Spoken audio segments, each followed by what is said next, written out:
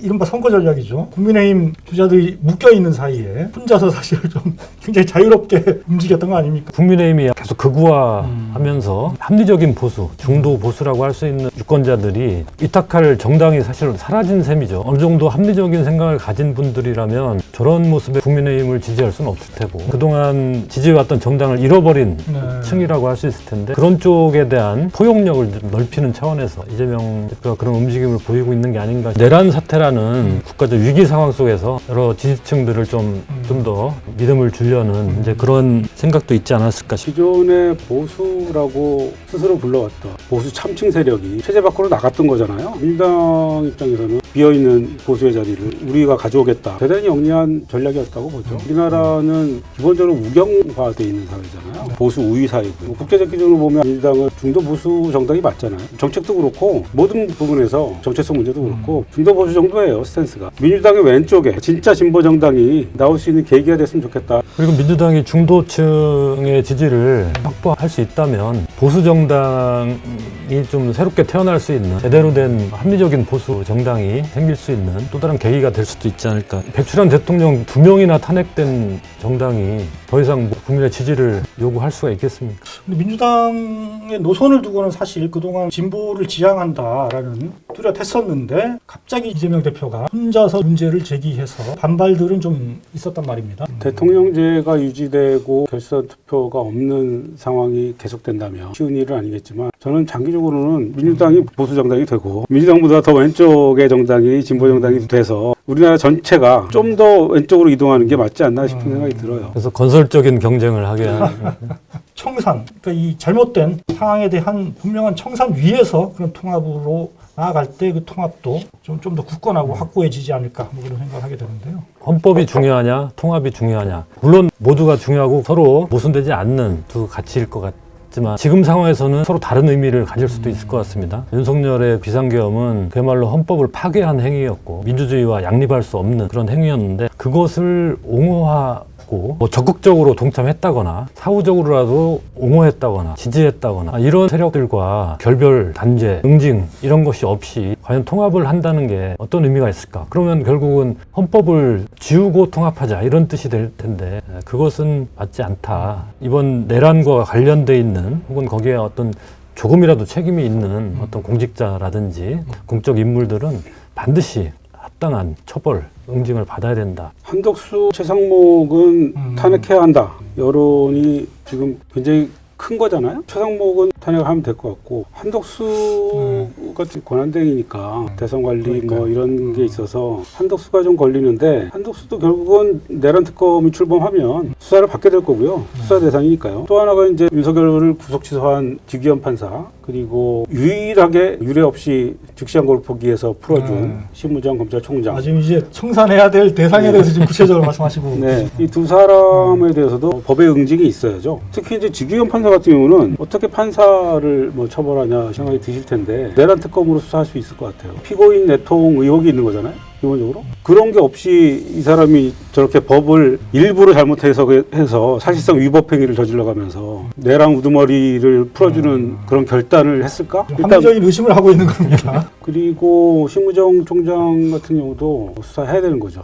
자녀 문제는 자녀 문제대로 수사를 해야 될 테고 즉시한고 포기와 관련한 그 결정과 관련해서 심우정 총장이 결국엔 김성훈 경호처 차장을 계속 풀어줬던 거 아닙니까? 그렇죠. 그 풀어줬던 거 다 아시다시피 비아폰 서버 기록과 관련이 있는 거고 그게 거기에 본인이 통화한 게 들어있을 가능성이 높은 거고 그래서 그걸 막으려고 했던 거잖아요. 그러니까 사실상 내란 공범이라는 의혹을 받고 있는 거죠. 저도 전적으로 동의하고 조금 더 이제 넓혀보자면 검찰총장 출신의 대통령이 결국은 위헌적인 내란을 일으킨 결과 탄핵이 되고 지금 형사 재판도 받고 있는데 이 내란의 뿌리는 결국 검찰에 가 있지 않은가. 국정도 검찰식으로 상대방을 무조건 죽임으로써 문제를 해결하겠다. 검찰식 사고가 국정으로 이어진 결과가 이런 불행으로 귀결되지 않았나 싶고 검찰이 그만큼 법과 원칙, 정의에 따라서 사안을 보지 않고 자기의 이익에 따라서 부당하게 검찰권을 남용하고 있다. 그런 것에 길들여져 있고 그런 것을 체화한 윤석열이라는 인물이 결국은 이런 상황에까지 오게 된 것이고 그것은 곧 검찰의 문제가 무엇인지를 분명하게 드러내준 하나의 사건이다. 검찰에 대한 개혁 이것도 사실 내란에 대한 어떤 후속 조처의 하나로서 의미가 있다고 생각이 듭니다. 이 내란의 뿌리가 검찰에 다 있을 수 있다 이런 말씀이잖아요. 검찰 자체가 내란 세력이라는 게 드러난 거고요. 반드시 이번 기회에 검찰을 해체를 해야 되는데 검찰을 해체한다고 하면 되게 과격하게 들릴지 모르겠지만 검찰 기능을 해체하는 거예요. 수사와 기소를 분리하는 거예요. 다른 게 아닙니다.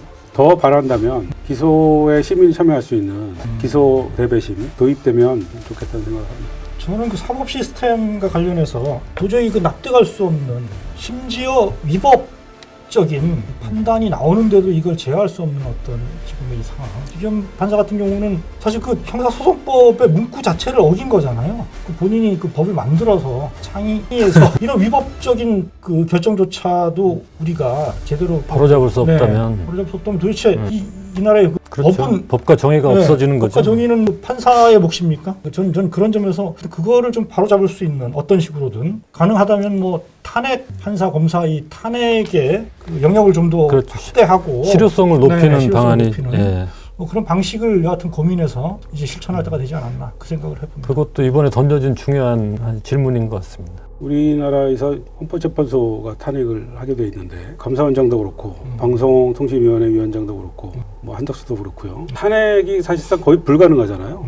윤석열처럼 이렇게 하지 않는 한 직접 다 드러나게 하지 않는 한 탄핵이 너무 어렵게 돼 있어서 탄핵권을 국회로 가져오는 방안을 생각해보면 어떨까 싶은데 예를 들어서 미국 같은 경우가 사법권이라는 게 제일 중요한 권력 중에 하나 아닙니까? 어떻게 보면 더 중요한 최종적인 권력 기관인데 여러 가지로 중첩적인 견제 기능을 가지고 있더라고요. 지방이죠. 주 스테이트 판사 같은 경우에는 선거로 뽑아요. 그렇죠. 판사를 뭐 연방 판사는 여기는 대통령이 임명을 하지만 선거로 뽑은 사람은 선거로 일단 견제가 되고 그 다음에 판사 업무를 수행하는 데 있어서의 어떤 그런 문제들은 또 의회가 탄핵을 합니다. 실제로 문제가 있는 판사들은 탄핵을 해요. 영국 같은 경우에는 1년에 뭐 20-30명씩 탄핵을 한대요, 판사를. 그렇죠. 근데 우리나라는 뭐 지금까지 역사상 한 명도 탄핵을 한 적이 없고, 실제로 그렇잖아요. 없고, 뭐 한다 그러면 사법권 침해니, 뭐 사법권 독립 침해니 이런 비난이 나오는 거 아닙니까? 사법부를 어떻게 국민의 통제,